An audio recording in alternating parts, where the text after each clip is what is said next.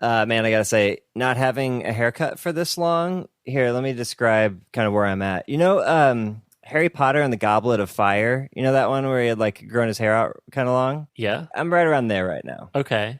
What's the next phase? Well, I don't know. He cuts it off shorter in the next movie, so I guess I have to get a haircut soon. Yeah. Well, just keep an eye out for Cedric, okay?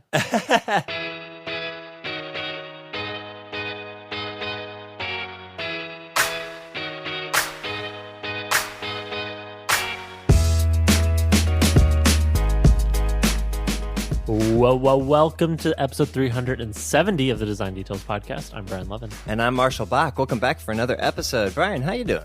I'm doing just great. Things are fine. Convincing. You know what I'll say? I'll say I've had a few weeks of not feeling super great, re productivity, and this week was better. Okay. And I feel like I got some stuff done this week. And that is a good feeling. I like ending days feeling as though I made progress in my life. And that doesn't happen every day. Like some days, it's just like, I think I kind of was doing busy work or something like that. Yeah. And so transitioning from several days like that in a row to something that feels, you go to bed and you're like, yes, I did good work today. That's a good feeling. So that's how I'm doing. Yeah, I love the thing of when you have a thing that you really need to do, and you can forget about it every once in a while, but every once in a while you'll be like, I gotta do a thing. What's the thing? Oh yeah, it's that fucking thing. I gotta do that thing. But then after you've done that thing, you still get that little pang of like, I have a thing I gotta do, but then you remember like, oh yeah, it's that thing, and I did that thing already. Oh, I don't have to do it anymore. Yes, I already did it. Yeah, that's the best. Yeah, that's a good feeling. Anyways, yeah, how are you doing? Doing good, man. Doing good. Looking forward to this episode. We got some fun stuff to talk about. We have a very, very full outline, I will say. So we should just dig in. Huge shout out right off the bat to CuriosityStream. We're going to teach you a lot of stuff here in this podcast, but CuriosityStream is going to teach you about all the other stuff. Like literally every other topic, CuriosityStream has you covered. It's an on-demand documentary streaming service where you can learn something new from thousands of award-winning documentaries. You can get started for just $14.99 for an entire year of streaming at curiositystream.com/design. Nice. Thank you, CuriosityStream.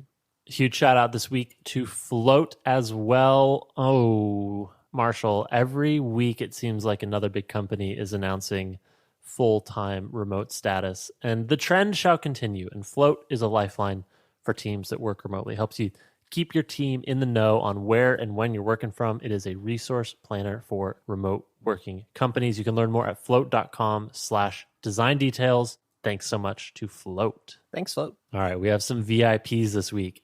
Interestingly, Marshall, we aren't doing a lot of like acquisition tracking here on the podcast. We don't have a lot of tracking pixels floating around. Yeah. But it is interesting to see when there's like a little micro spikes of people who become an influx, like join our Patreon. And so like last week, the call to action was, do you want to hear us talk about the Apple event and like share our opinions? Maybe a few people did. It's hard to say. Anyways. Well, I think I would be one of those people who would be like, oh, I'm kind of interested in what they have to say, right? Especially because we talk about things from a design angle rather than just recapping the same thing that The Verge has already said or whoever. I hope so. Yeah. I mean, I think we did a little bit of recap, but hopefully like the design parts jumped out and we ended up talking about that kind of stuff. And that's the more interesting part. So anyways, huge shout out to our new VIPs, very important pixels. Shout out to who this could go either way. Andrea or Andrea Molnar, Aaron Burkhart, Dominic Holmes, Alte Ademir, Austin Schaefer, Futz. That's Pfutz. How would you say that? Futz? Futz, probably, yeah. It's good, Futz. though. I like it. Yeah, I like it. And Mabel Wong. Wow. Yeah. Everyone. The P is silent. Futz, yeah.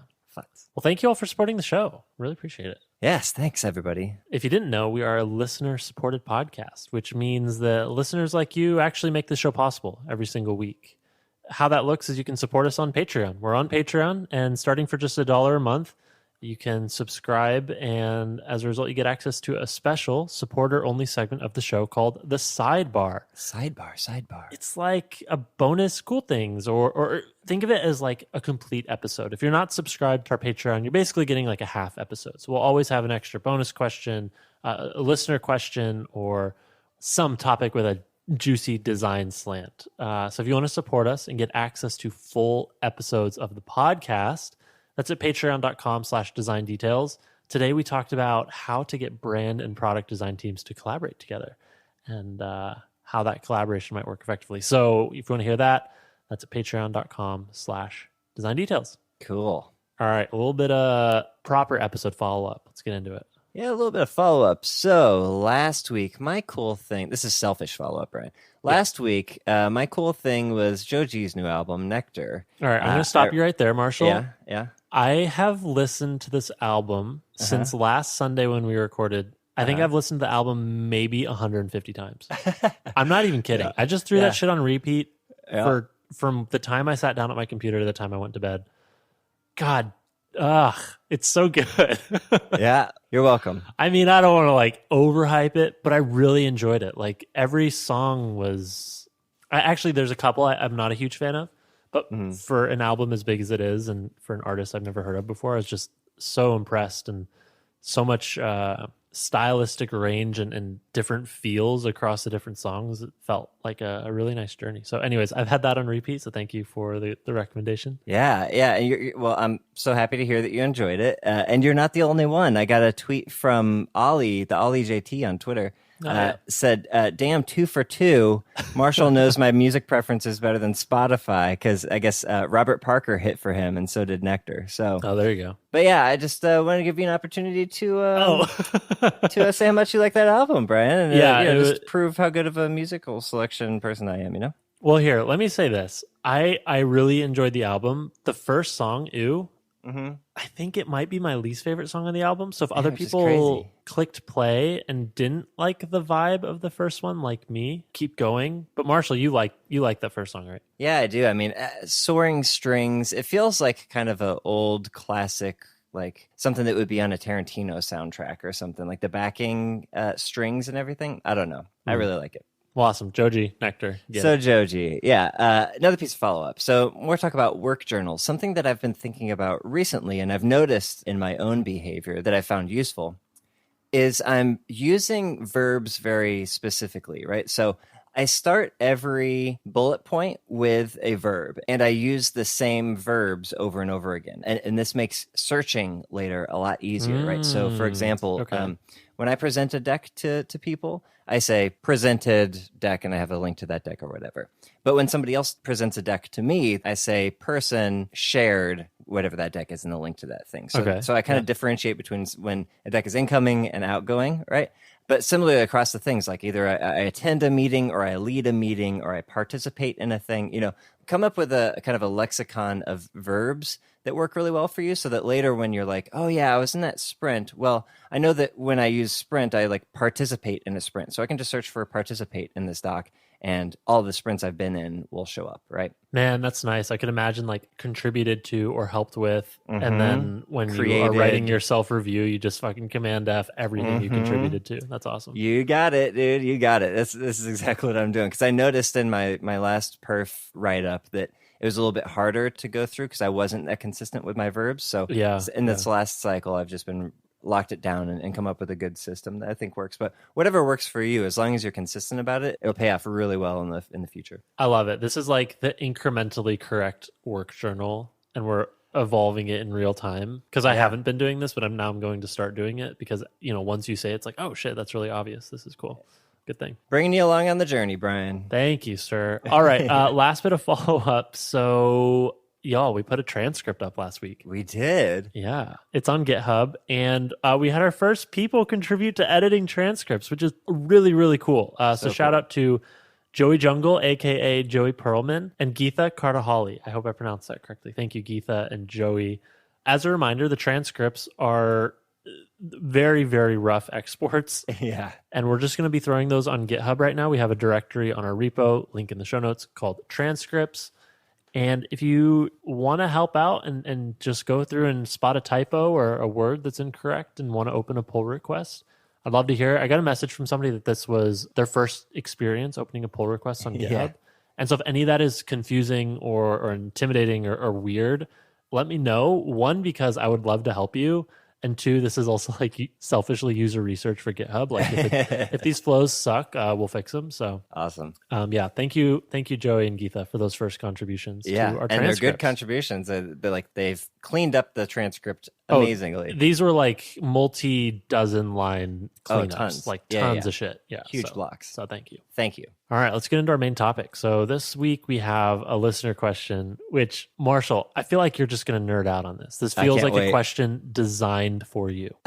This one comes from Vinny329 on GitHub. He asked in an issue on our repo. He says, I'd love to get both your takes on the one-hand myth that a lot of designers seem to buy into when designing for mobile. The myth suggests that all people use one hand to interact with their phones, and so interfaces should be designed accordingly. This may have been true on the early smartphones, which were smaller and where apps tended to be simpler. However, with devices getting bigger and heavier, it seems like people use both hands for more complex, high-stakes tasks, like buying something, and one hand for simple, low-stakes tasks, like scrolling through a feed. Is this what you guys have found to be true? And is there any recent research around how people use their hands to interact with their phones?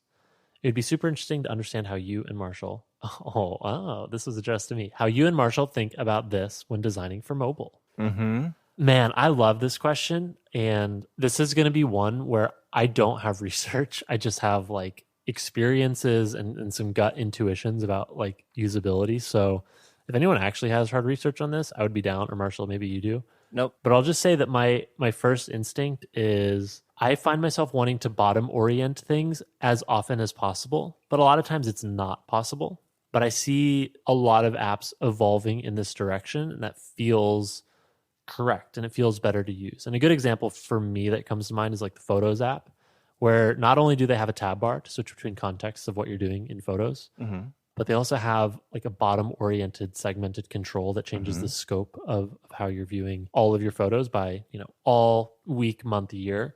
And that was like nice validation that, yes, we got to move a lot of the stuff down to the bottom. I think for me, the premise here actually, I feel it's almost inverted. I think, yeah, our phones are getting bigger and heavier. Some more people use them with both hands. But I think that's a problem that can be solved by putting more navigation at the bottom. Like if the phone is super heavy and it's super big, like sure. But if we can bottom orient more of our stuff, it actually requires you to use two hands less, and it's going to actually free up a hand for someone. So I'm all about it. I try to do more of it, but it's just not always possible. One thing we're trying on the GitHub mobile apps is it's kind of like a floating action button, like a fab, but slightly different. But we're putting some floating buttons in the bottom right corner above the tab bar. We like it so far, so I think we'll continue doing that, and we're exploring patterns of how to get lots of actions down there, or getting actions that change depending on the context you're in, that kind of thing. So anyways, interesting. I wanted to get my rant out of the way because I want to hear what you have to say about bottom navigation. Yeah, I mean, so I don't have recent research. I think the image that always pops in my head when I think about one-handed use is Luke Wroblewski's diagram, that kind of like rainbow thing. We'll put it in the show notes. But yeah, basically the reach of the thumb, as you can expect on a given device. And I think one thing to always keep in mind is we shouldn't assume that any given user has two hands to devote to a task at any given time, right? That might be permanent. That might just be because they're holding something in the other hand or juggling. They got a kid, something like that they can't let go of, and they need to do this thing with one hand. I think it's a fair assumption to make, like, you should make everything thumbable, right? I just coined that term, Brian. Thumbable. Trademark TM. Yeah, TM Marshall Bach 2020. But yeah, I think your thinking isn't wrong to assume that for more intense tasks, people are more likely to put two hands on the phone the same way that you turn down the radio when you get close to where you're trying to go. I guess that tracks, but to assume that you can be more lax in how well you account for one-handed use in harder flows, like, I think that's kind of the challenge, is to make regardless of the flow, to make it easy to use, and reachable and thumbable is something that makes things easier to use, right? This reminds me of one of the things that you brought up on the show before, which is the fact that Apple does this and they encourage high priority navigation to be near the bottom of your phone. So you have the dock on the springboard with your 4 most frequently used applications. You have tab bars to get to the most core parts of an application from the bottom. but they break their own rule when it comes to the rest of the stuff on Springboard, which is like From the top to you bottom. can't force something to be the row above the dock. It's like Yep. you always have to go top left to bottom right, which Yep. is like aesthetically correct in a left to right reading language. It's like, yeah, you start at the top left and you work your way to the bottom right.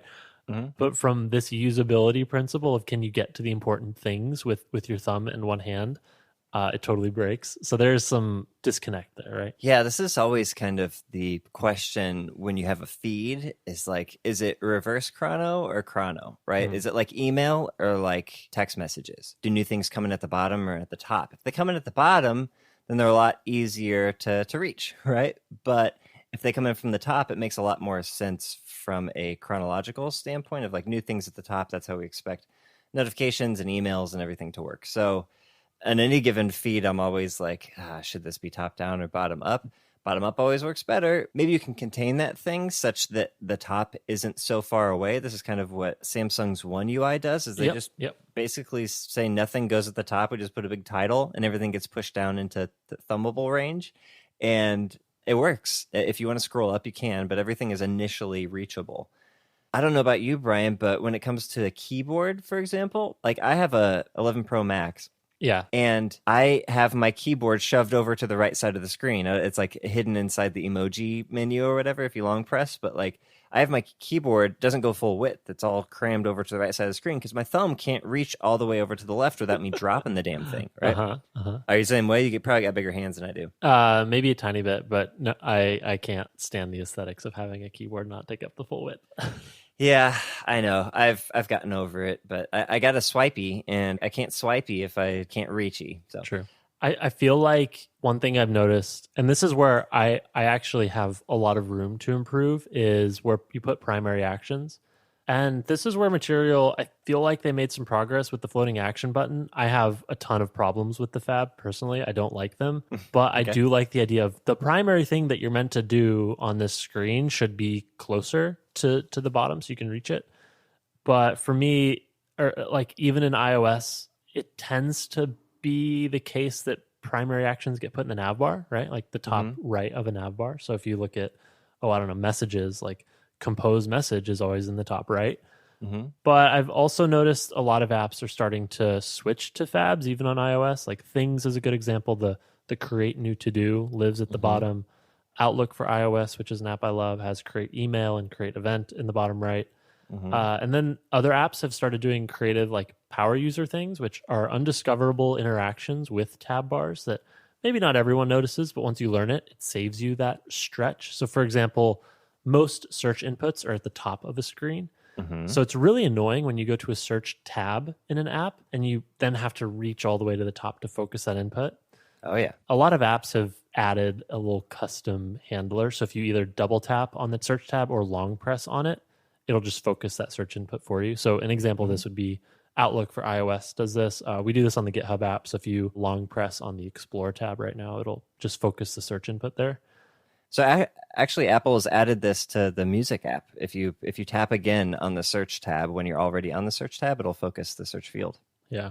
I'm so happy you brought this up too, by the way, Brian, because you're going exactly where I was about to go, which is to material.io. If you go to that, we'll have a link in the show notes to the bottom app bars section. Okay. But in here, it shows all of the stuff that you would normally expect to be at the top is now moved to the bottom. So you have this kind of combined Fab and bottom bar, and that the hamburger, the 3-line menu icon, is actually in the bottom left rather than in the top left. And that just makes it a lot more reachable. Unfortunately, when you pop out that menu, guess where the most primary first thing is going to be?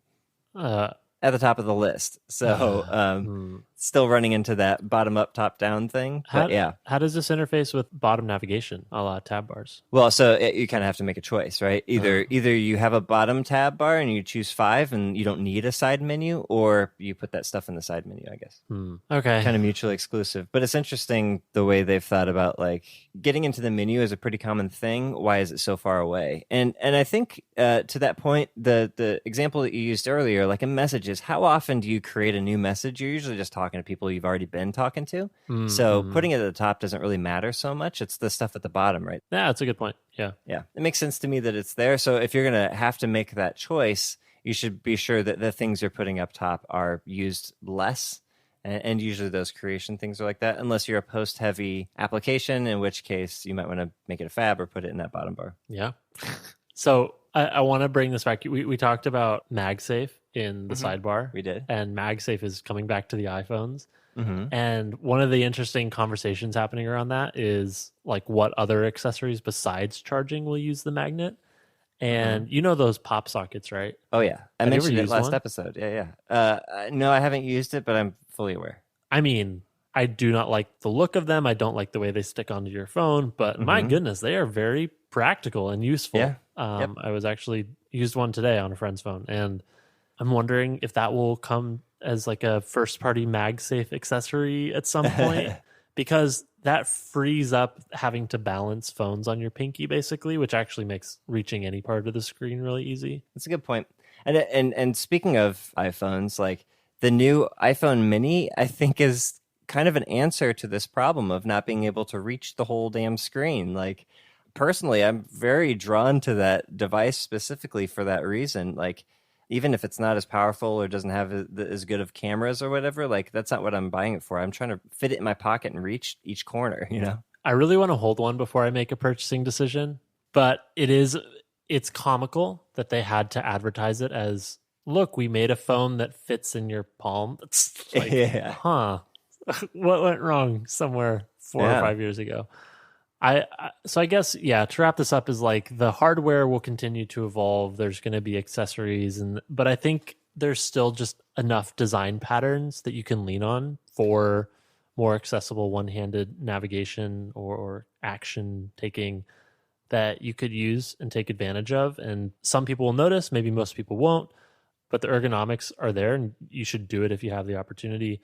And yeah, I like what you pointed out, Marshall. Like there are primary actions on a screen that might not be super common, or maybe it's not even a primary action, but like creating a new iMessage. Where it's important. It needs to be surfaced. It needs to be there and visible, but probably not used that often. Yeah, throw it in the nav bar. Yeah, I like that. Yep. And luckily we can lean on gestures for a lot of the other stuff, right? So like back, doesn't matter that it's in the top left, we got swipe, right? Yeah. And we even have, what's it called? Yeah, what's it called? Reachability. Reachability. There you go. Yeah, we have that if you really need to. I only ever use that on accident. I only ever use it on accident. For people who don't know, if you're on like the latest iPhones, post iPhone 10, where that little handle exists at the bottom of the screen, if you swipe down only on that section, it invokes reachability. And it might be a setting you have to turn on. I can't remember if it's on by default. I wouldn't assume anybody uses that or knows how to use it. Do you know anybody who uses it? No, but I mean, it is interesting. Like if that was actually discoverable, I mean, they clearly built this to solve this particular problem of like how do we help people reach things in the nav bar. It happened right around iPhone 6, I think. Okay. When the phones got big. Yeah, but no, I don't know. Anyways, well, hopefully that was helpful. Thank you for letting me nerd out a bit on this type of stuff. Yeah, maybe if people know of like really cool bottom-oriented navigation patterns, I'd love to hear them. Like a few for me, I love things, the way that they have a lot of creation happens at the bottom of the screen. I love Halide. Halide, the camera app. Every camera control is at the bottom, or it's a gesture on top of the viewfinder. I don't know photography terms.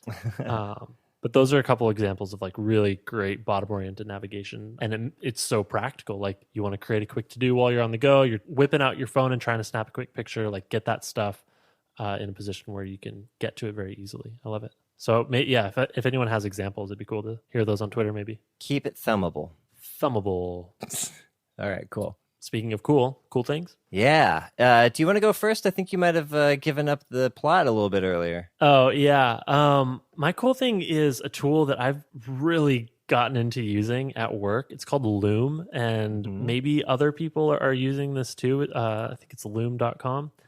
And what is Loom? Loom, it's a screen recorder with better user experience. Okay. Like I used to use CAP to record screen demos, KAP, and it's a great one. I still use that occasionally.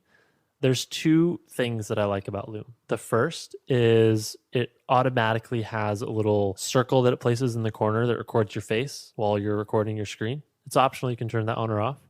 but I like it. I like watching people present and being able to see their face and their expressions and hand gestures at the same time, especially since we're doing so much asynchronous online work right now. So that's the first thing. And then the second thing is the second you hit stop, it automatically opens your browser to a URL where that video is usually already uploaded. They're kind of uploading as you record. So that particular thing saves so much time. Like if you just want to record a quick video, 1 minute, send it to a coworker to get their thoughts on an idea, you just record. The second you hit stop, you have a URL that you can just grab on your clipboard and share. Okay. So I love that particular feature of it. They have a pretty generous free plan, but I actually just went ahead and upgraded. I'm on it's like $100 for a year, which gives you, I think, unlimited uploads. And I've been on an upload spree, man. I'm uploading shit all the time, and I love it. And a lot of the designers on our team at GitHub have also taken to using it to show prototypes or explain ideas or things that they're working on. And it's great. Nice. So I like it. And yeah, like we mentioned, they just did a big rebrand and redesign. And they did a really cool thing with that redesign. They actually had their design team record looms explaining why they made certain design decisions they did, which was cool. It was like very transparent, but also very intimate. It's like, wow, I'm watching the designer who made this thing explain why they made this thing. That doesn't happen super frequently for company redesigns. And I watched a couple of those, and it was awesome. So I guess now I will find a couple of those tweets and put links in the show notes. But give it a try. Well, my mind is racing, Brian. You've made me think of so many things. One of them is there was a screen recording demo thing that came out recently where the guy was like super kind of snarky and like just fucking around. What was that called? It's called Yeah, that's what it was. I knew it was. Yeah. Fuck. I was like, is it like hello or something? I knew it was something simple. Okay. Yep, got it. You sent me that product video. Or it's like the marketing video for it. Yeah. Where the marketing video was just using the product. It was so good. It was very funny. Yeah. So there's that too. Check that out. That was interesting. Also, Descript, which is the editing app that we use to... Oh, buddy. They have video editing now and screen recording and all sorts of stuff. It'll be interesting to see how people use that. Yeah. And the last thing was, it reminds me of when Orange Box came out, which was the famous Valve multi-game release that included Portal. They had like a demo version where you could walk through the game and there'd be little like quotation mark icons floating around each level, and you could go and interact with those, and it would be the developers talking to you about why they made the decisions in the game, or at least for that specific level.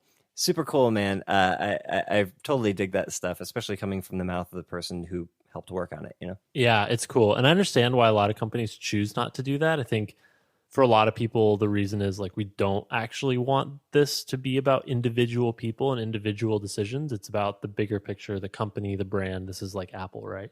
Like you never know who worked on a thing. It's all just part of the big monolith.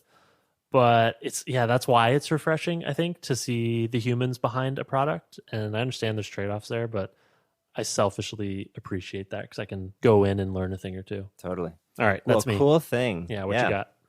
I got a YouTube channel for you, Brian. Ooh, back on the YouTube. All right, we've swung back from one of the two things. Got it. Yeah, I ping pong. I vacillate. So this one is an interesting one. It's a channel called Cracking the Cryptic. And what's your experience with Sudoku, Brian? I like it. There was that video that went around about the guy solving the like impossible Sudoku or something that went viral. That was very enjoyable. Oh, maybe was he a British guy named Simon with like a kind of soothing voice? Yeah, maybe. Okay. Well, maybe that was this. I don't know about the viral video you're talking about, but that might have come from this channel. So yeah, basically this guy, I think there's actually two guys, but the one I like that I've seen the most videos from, his name is Simon. Yes, it was this channel. I sorted videos by most popular, and the second one with 2 million views is called The Miracle Sudoku that came out 5 months ago. Okay. And it looks like it started with 2 numbers, and there was like a bunch of rules.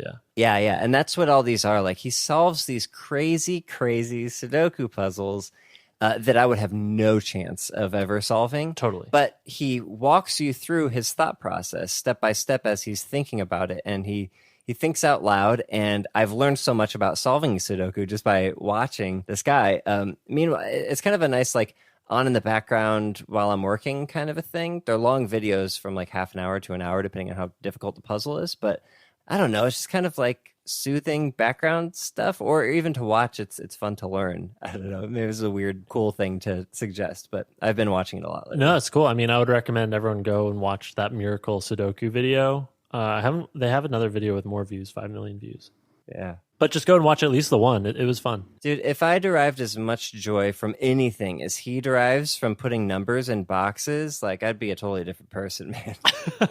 I don't know. I feel like you get on an equally sort of craftsman-like level with talking about visual design. Sure. I was being hyperbolic. You know what though? I'm looking at this channel and their logo, not great. It's clever, but it basically says racking the cryptic. Yeah. They have they did a Kickstarter and they have a book out, and they actually have 2 apps. There's like 2 Sudoku apps on the App Store right now. Neither is designed very well. I've considered contacting them and doing a little bit of pro bono work just to make their stuff look better, but I don't have time for stuff like that. But oh man, you should, because your solitaire app that you never finished was gorgeous. Yeah, no, I finished it enough to scratch the itch. Sure. Anyways. Cool things, Brian. All right. Well, this has been episode 370. We hope you enjoyed it. If you did, consider supporting us on Patreon. We're at patreon.com/design details. For just $1 a month, you get access to full, complete episodes of the show, including a supporter-only segment called the Sidebar. Sidebar. This week, we talked about collaboration between product design and brand teams. So if you want to learn about that, that's at patreon.com/design details. Otherwise, let's see here. We need some new calls to action.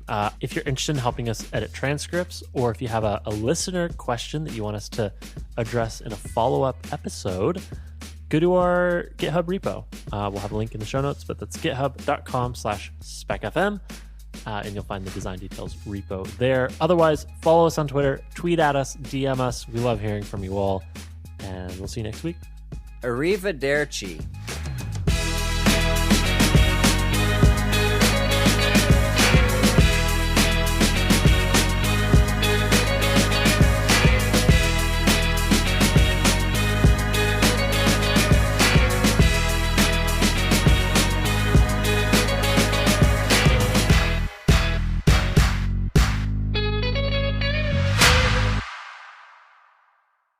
Arrivederci.